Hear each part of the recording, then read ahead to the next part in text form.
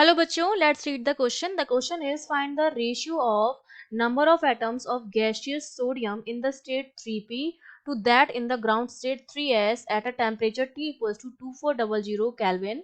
The spectral line corresponding to the transition 3p to 3s is known to have the wavelength lambda equals to 589 nanometer.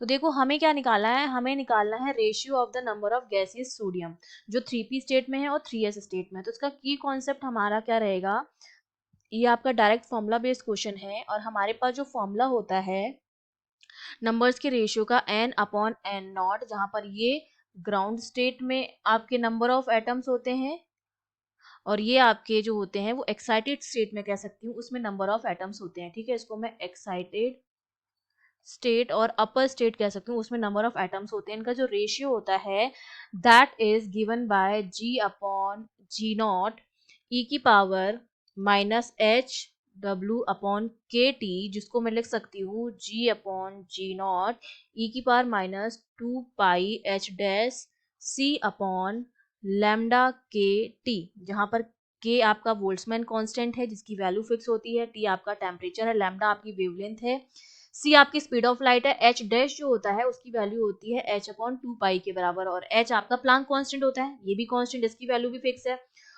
अब देखो बचा हमारे पास क्या, जी upon G not बचा हुआ है. ठीक है, तो ये क्योंकि ग्राउंड स्टेट हमारा 3s है तो 3s में नंबर ऑफ एटम्स हमें निकालने हैं और एक्साइटेड स्टेट हमारी 3p, उसमें नंबर ऑफ एटम्स निकालने हैं. तो n अपॉन एन नॉट का रेशियो वो हमें निकालना है. g हमारा जो होता है वो हमारी डीजनरेसी होती है 3p स्टेट में. ठीक है, और 3p स्टेट में क्या होगा, हमारे पास p में क्या होते हैं, इस तरह से 3 होते हैं, 1 2 3 इलेक्ट्रॉन, फिर हम इसकी फिलिंग करते हैं 2 3 4, टोटल नंबर ऑफ इलेक्ट्रॉन जो हो गए आपके पास 5 हो गए. तो जो डीजनरेसी होती है 3p स्टेट की वो हमारी कितनी होती है 6. ये हमारा बेसिकली क्या रिप्रेजेंट करता है, डी जनरेसी को रिप्रेजेंट करता है. और जी नॉट जो है वो आपकी 3s की जनरेसी है. 3s में क्या होता है, एक ऑर्बिट होता है, उसमें एक ऑर्बिट में 2 इलेक्ट्रॉन रह सकते हैं.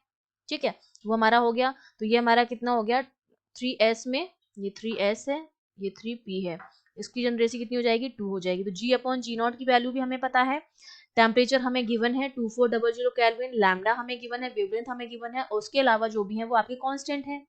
आपका जो सी है वो आपका कांस्टेंट है 3 × 10⁸ मीटर पर सेकेंड.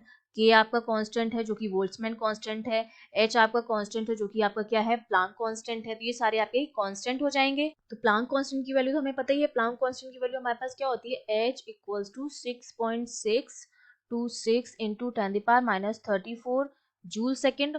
और जो के होता है बोल्ट्जमैन कांस्टेंट की वैल्यू क्या होती है 1.38 इंटू 10⁻23 होता है आपके पास इसकी वैल्यू. ठीक है, तो ये सारी वैल्यूज जो हैं वो हमने यहाँ पर पुट कर दी है, ये होता है हमारा जूल पर केल्विन. ठीक है, और सी की वैल्यू हमारे पास ये हो गई. तो सारी वैल्यूज हमें पता है, तो सिंपली हम क्या करेंगे, हम सारी की सारी वैल्यूज जो है वो इसमें हम पुट कर देंगे. तो एन अपॉन एन नॉट हमारा जो जाएगा वो जाएगा 6/2 ई की पावर माइनस 2 पाई, एच अपॉन 2 पाई की वैल्यू है ये एच डैश, तो 2 पाई से 2 पाई तक क्योंकि ये हो जाएगा एच अपॉन 2 पाई लैम्डा के टी इंटू सी. तो 2 पाई से 2 पाई कैंसिल आउट हो जाएगा आपका, तो ये हो जाएगा N upon N naught equals to 6/2 e की पावर माइनस प्लांक कांस्टेंट की value 6.626 into 10⁻34 into 3 into 10⁻8, sorry 3 into 10⁻8 divided by lambda हमें दे रखा है 589 नैनोमीटर है, तो इंटू 10⁻9 हो जाएगा, इंटू के की वैल्यू 1.38 इंटू 10⁻23 और टेम्परेचर 2400 केल्विन. तो ये सारी वैल्यूज रख के जब हम सॉल्व करेंगे तो एन अपॉन एन नॉट का रेशियो जो आता है सब्सटीट्यूशन सारी की सारी वैल्यूज रखने के बाद वो हमें कितना मिलता है, वो हमें मिलता है 1.13 इंटू 10⁻4. तो ये हमारे पास क्या आ गया है, एटम का रेशियो आ गया है इन 3p एंड 3s स्टेट. और हमारे पास ये जो है ना 2 पाई H dash C upon lambda, ये जो हमें वैल्यू गिवन है हमारे पास, ये वैल्यू 2 पाई H dash C upon lambda, ये हमारी वैल्यू जो होती है बेसिकली 3p और 3s में एनर्जी डिफरेंस की वैल्यू होती है. ये जो होता है बेसिकली वो हमारा एनर्जी डिफरेंस होता है बिटवीन 3p एंड 3s. ठीक है, I hope you understood well. All the best.